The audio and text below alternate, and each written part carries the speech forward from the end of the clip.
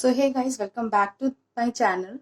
Today's we are going to study about the recommendations for secondary education by Hunter Commission 1882. So let's get started.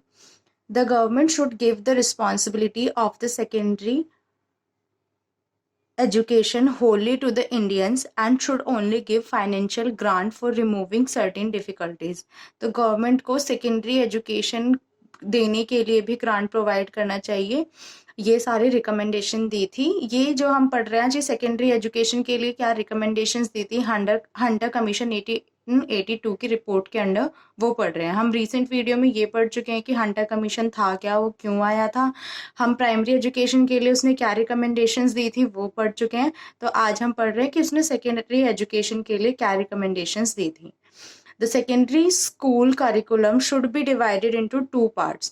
जो curriculum में भी इन्होंने reforms कर दिए थे, चेंजेस ला दिए थे. तो इन्होंने कहा था जो सेकेंडरी स्कूल का करिकुलम है वो दो पार्ट्स में डिवाइड हो. In the first part literary and science subject should be grouped and in the second part there should be such vocational subject which might be useful to life.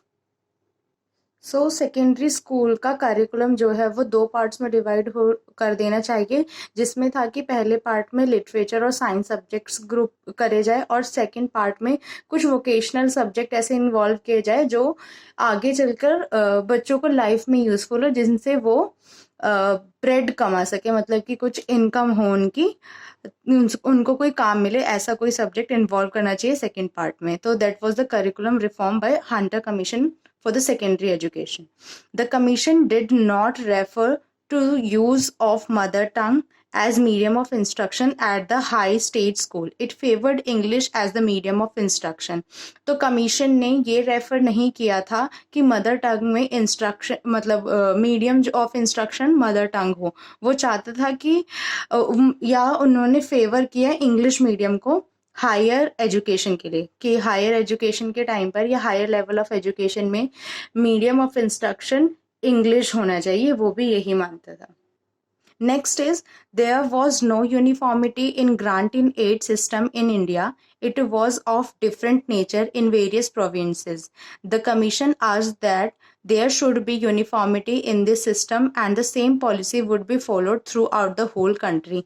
तो यहाँ पे ये था कि इंडिया में जो ग्रांट इन एड सिस्टम है वो डिफरेंट था, प्रोविंसेस डिफरेंट थे, nature of education is different, सब चीज़ें अलग अलग चल रही थी हर अलग अलग स्टेट में या क्षेत्र में.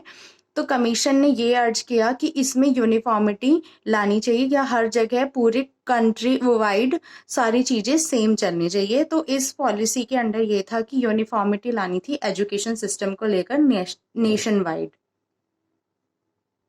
The last point for the secondary school recommendations is the commission emphasized the necessity of teachers training for raising the standard of secondary education.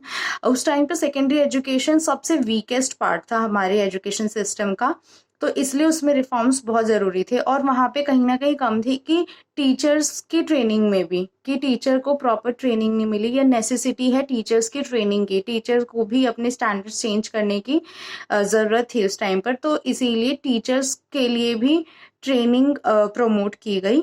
At this time, there were only 2 training schools in the country, only a Lahore and other at Madras. तो उस time पर सिर्फ 2 ही institutions थे जहाँ पे teachers की training होती थी, एक था लाहौर में और एक था मद्रास में. बट उस टाइम पे टीचर्स के लिए भी रिफॉर्म्स लाने के लिए ट्रेनिंग सेंटर्स ओपन किए जा रहे थे, इस चीज़ पे भी ध्यान दिया जा रहा था. इस चीज़ के लिए इस चीज़ को एम्फेसाइज किया, इस चीज़ पे बल दिया हंटर कमीशन ने.